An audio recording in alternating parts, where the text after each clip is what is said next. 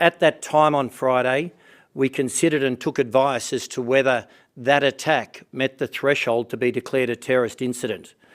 At that time, the decision was it did not at that stage reach the threshold to be declared such an incident. The investigation has continued on over the weekend and we have made significant progress. I am not, for operational reasons, going to go into any details about the investigation here today, other than I said we have made significant progress. Over the weekend, we have continued to investigate, gain intelligence and evidence, work with our partners, as I said, ASIO, Federal Police, and on Friday we did deploy our counter-terrorism security investigation unit to be a part of this. The detective inspector who's in charge of the arson squad has had previous experience in counter-terrorism investigations through Operation Pendennis, so he is very well versed in what is required here. We've continued to monitor that over the weekend. I have been in touch with the Australian Federal Police Commissioner every day since Friday, and including Friday. I've regularly briefed government to the extent that I can, and we have continued to gather and collect evidence and intelligence.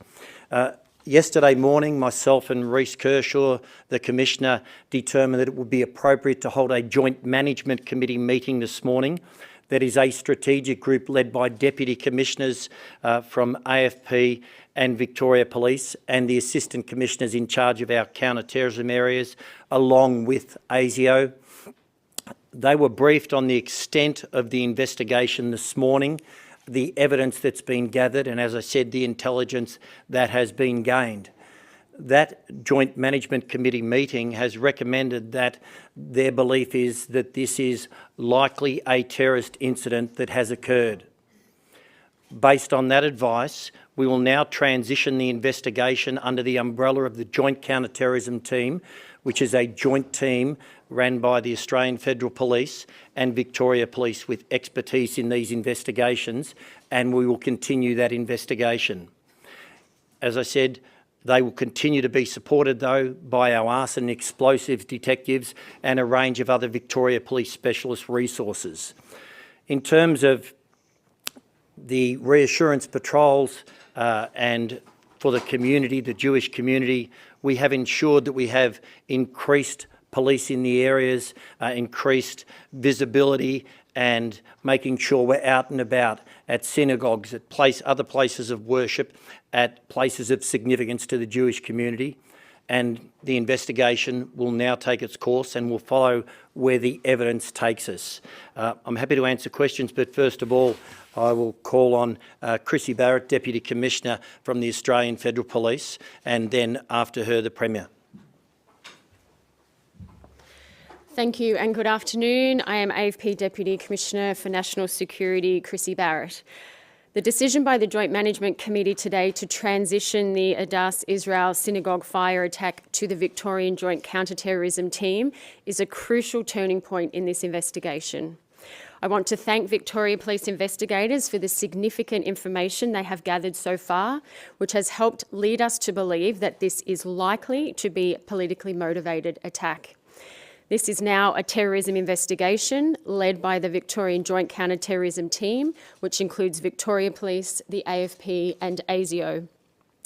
Joint counter-terrorism teams include the best terrorism investigators in the country, and a JCTT investigation unlocks more powers, more capability and more intelligence.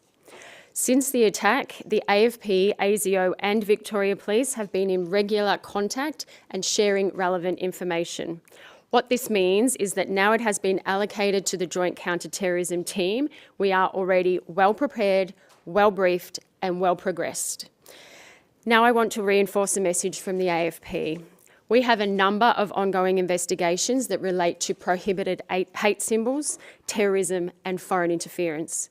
Right now, a number of briefs of evidence that relate to prohibited symbols and religiously or ideologically motivated violence have been referred or are close to being referred to the Commonwealth Director of Public Prosecutions. Once the AFP is involved with our partners, the outcome in a majority of occasions is jail time, and often lengthy jail time. As AFP Deputy Commissioner of National Security, I will ensure that every investigation has the right resources to ensure offenders are charged and prosecuted. And I'm going to be blunt. Do not test the resolve or determination of the AFP or our policing and intelligence partners. We will not tolerate crimes that undermine Australia's security or our way of life. Thank you. Can I start by thanking the hard work, around-the-clock work of Victoria Police and the Australian Federal Police that have brought us to today's declaration that the evil anti-Semitic attack on the Addis Israel Synagogue in the early hours of Friday morning has now been declared a terrorist attack. Can I also note that over the last 72 to 80 hours, police have been working around the clock, gathering the evidence, providing the information and advice that has led us to this point where this incident can now be given this formal declaration. What this means is obviously those additional powers, those additional resources can now be deployed to this investigation. An investigation I know that we all want to see resolved as quickly as possible, but we must let our police officers do the work, the good work that they have been doing to bring us to this point this morning. Can I also reinforce the point that the Chief Commissioner has made around the ongoing increased police presence in and around the communities, particularly around the southeastern suburbs of Melbourne. The increased police presence and patrols that were in place over the weekend in both in vehicles and also on foot will continue into the coming days, and the Chief Commissioner is continuing to monitor closely the ongoing need for that increased presence in the local community. Can I also say very clearly that our thoughts again today must be with the Jewish community here in Melbourne, the Jewish community around the Addis Israel Synagogue, the broader Jewish community in Melbourne and indeed across Australia. This has been an awful, evil, anti-Semitic, and now we know has been confirmed as an attack, a terrorist attack. We must remember and continue to hold the community who is grieving, who is suffering in our hearts, and give them all of our support. Certainly that is what I pledge as Premier of Victoria, to give the Jewish community our ongoing support. The practical support, the work to rebuild the synagogue, support the work of Victoria Police and the increased police presence, but also to work to provide that support to a community that is grieving. And also we'll be finding some of this news today, no doubt very, very difficult, but know that we have the resources of the AFP and VicPol to bring to this investigation and to this task. I'll now hand back to the Chief Commissioner. So thank you. Happy to take questions. Commissioner, what do you know about the 3 suspects at this point in time? Well, as I said, I'm not going to speak about any of the aspects of the investigation that are operational. We have 3 suspects involved in this attack. That is all I will say. I do not want to jeopardise the investigation by going into a blow-by-blow descriptor of what's occurred and what evidence and intelligence we've gained. So, unfortunately, whilst I understand there'll be a thirst for that information, it's not something I'm going to divulge because it would potentially prejudice the investigation. Can you say whether they're known to police? At the time of the offending, were they carrying firearms? I'm not aware of any firearms involved in this offending.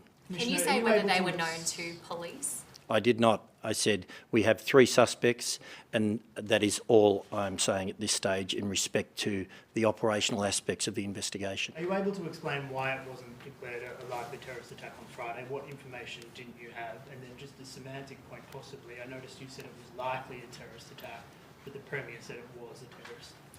What's the distinction there? First, in respect to Friday, at that stage we had a crime scene. That is what we had, and that is all we had. Based on the assessment at the time of having a crime scene, albeit in a circumstance and on a synagogue, it was not believed to be sufficient to establish a threshold for a terrorist attack to be declared. We've investigated over the weekend. We've had significant progress, as I said. We've gained intelligence and evidence, and we've then, as a result of that, formed up this morning with our partner agencies and conducted a full assessment of that evidence. which has brought us to the situation we're here now, where we are saying we are treating this as a terrorist attack. Are there concerns that other attacks will happen at different synagogues in Melbourne that are similar to this? We don't have any intelligence at this stage to suggest there are going to be other attacks. Of course, no one in any policing organisation anywhere in the world can ever rule anything out. All I can say is we have no intelligence or evidence to suggest any further attacks are going to occur, but nonetheless, as the Premier has stated, we have increased patrols. We have between 20 and 30 extra police officers deployed in those areas where there are high numbers of Jewish persons living and congregating. We have our public order response teams there. We have high visibility police presence. We have been tasking to those areas for many months now. We will continue to do so, and we'll continue to assess the risk and threat. But not only that, the importance of providing reassurance to the Jewish community that we are there to support and protect them. Is it lawful to be protesting outside a place of worship? Yes. Would you consider suspects like this flight risks? Well, anyone who's committed a serious crime such as we have here is always a flight risk in terms of trying to evade apprehension, but that's no different from any major crime. Was there any evidence ahead of the Adas attack that that was in the works or coming? We had no prior intelligence or advance notice or knowledge of any sort that this attack could have occurred.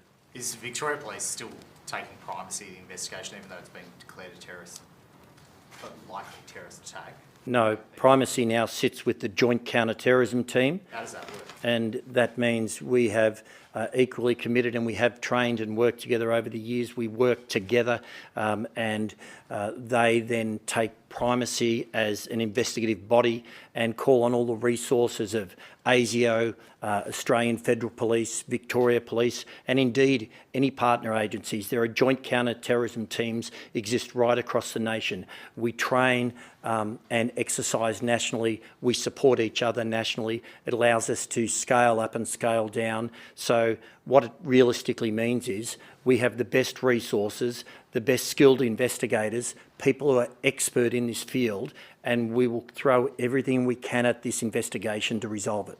Chief Commissioner, you mentioned things shifted over the weekend. Does Victoria Police surveil groups that could possibly be involved in this kind of activity? Well, you're making an assumption there that that we're aware of groups that are actually involved in this, that we're talking about a whole range of groups. All I will say is we continue to collect intelligence where it's appropriate and where it's lawful to do so. We've always done that and we'll always do that. How concerned are you about the amount of planning and coordination that might have gone into an attack like this? What concerns me is the callous nature of this attack, the emboldened nature of this attack, and the fact that the attack has taken place where it occurred. Any crime is one crime too many. When you have a crime like this that strikes at the fabric of a community, that is very, very concerning to us. That is why we have thrown so many resources, so many experienced detectives, so much forensic analysis and so much leverage from all of our partner agencies, the Australian Federal Police, ASIO, people with expertise and skills that all contribute to us being able to work together to resolve and solve this crime. Are you confident in arrests in this case? I'm confident that we are progressing very, very well at this stage. I won't go into any further details. Given you said likely designation, have you ruled out anything that's not related to a hate crime or an act of terror? Like, is the other lines of inquiry closed down that are not related to racial, religious, political bias? Yeah, the advice that this is likely a terrorist incident was the advice from the Joint Management Committee. That was their exact advice. But based on that, I am very confident that we now have had an attack, a terrorist attack on that synagogue, and that is why we are transitioning that as a terrorist incident to the Joint Counter-Terrorism Team for investigation. Do you have any details about the bullet that was found outside the synagogue, and do you believe it was linked to this attack? Well, there was a very old, damaged .22 calibre bullet that was located on a footpath during the day. I think, many hours after this attack. The reality is we have nothing to suggest whatsoever that has any connection with this attack. Nothing at all. Nonetheless, as a result of completeness, we've taken that away for examination. But again, we have nothing to suggest that has any contact here. There were many people after the event where that bullet was located. It could have come off a tradies ute, could have been anything. So at this stage, there's nothing to link it with this arson attack. Have you ruled out any foreign influence in this attack? Is it purely domestic terror? We haven't ruled anything in or out. We have made a lot of progress, but nothing has been ruled in or out. The investigation is still very much in its early days. We will explore every avenue. Does the investigation also consider factors like overseas, what's happening in the Middle East, comments from the Israeli Prime Minister in terms of timeline points? Is that part of the investigation at all? The timing of when this occurred and all the environmental circumstances are factors that are all looked at. As I said, we consider everything in the investigation and then determine what's relevant, what's evidence, what's intelligence, and sift through it. That's why we have these experts involved in this approach. Relating to that, obviously the temperature in the city has been rising. There's been numerous protests almost every weekend. Are you concerned about the level of rising anti-Semitism, and it could be connected to this attack? Social cohesion as a whole has been a significant focus for Victoria Police, for the Victorian government, for everyone in Victoria. We've seen that since the 7th of October last year with the Hamas attack, and it has been and continues to be a key area of focus for us, and we do what we can to make sure that the temperature, if you like, in the community is one where people act respectfully, they act civilly, they act appropriately. It is still a fantastic city. It is still one of the greatest multicultural cities in the world, and we'll continue to do everything we can engaging with different communities from every area. I just ask the Premier a couple of questions. Thanks, Chief Minister. Premier, I know you spoke this morning. Your government confirmed last night that you're looking at laws that may stop people protesting outside places of worship. How quickly could you realistically put them in place, and what form could those laws take?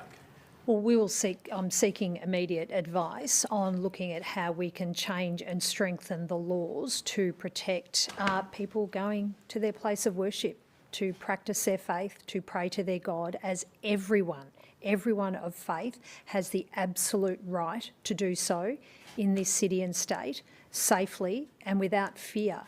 And that is why I'm seeking initial advice on how we can strengthen the laws around making sure that people going to church, going to synagogues, going to mosques can do so safely.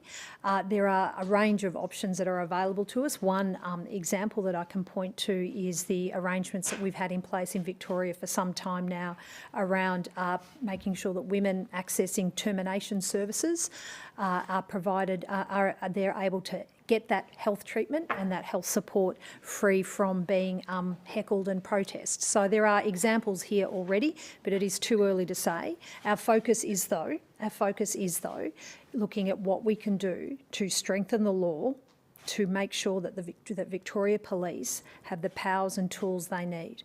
And on that is why the law before the Victorian Parliament right now, the anti-vilification laws that we have introduced to the Victorian Parliament are just so very important. It makes it very, very clear that vile vilification, hate, anti-Semitic behaviour has no place in Victoria, and even more than that, we will be putting that as a crime in the Crimes Act where it belongs.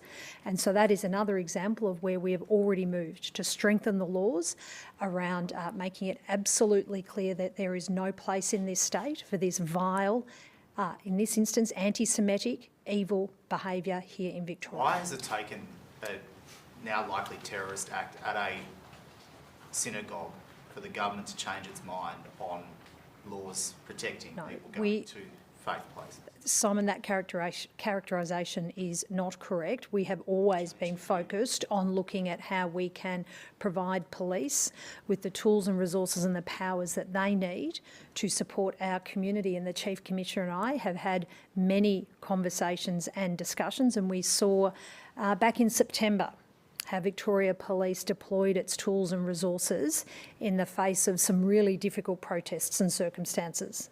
And they did a remarkable job keeping our community safe and strong during those few days. So in this instance, there is the opportunity to look at how we can provide around places of worship. There is something that we should hold very sacred and special around places of worship, because one of the fundamental principles of this state is that you have the right to be who you are, to practice your faith and do so freely and safely. And if there's a law that strengthens that, a change to the law that can strengthen that, then I'm absolutely open to looking at how that can be changed.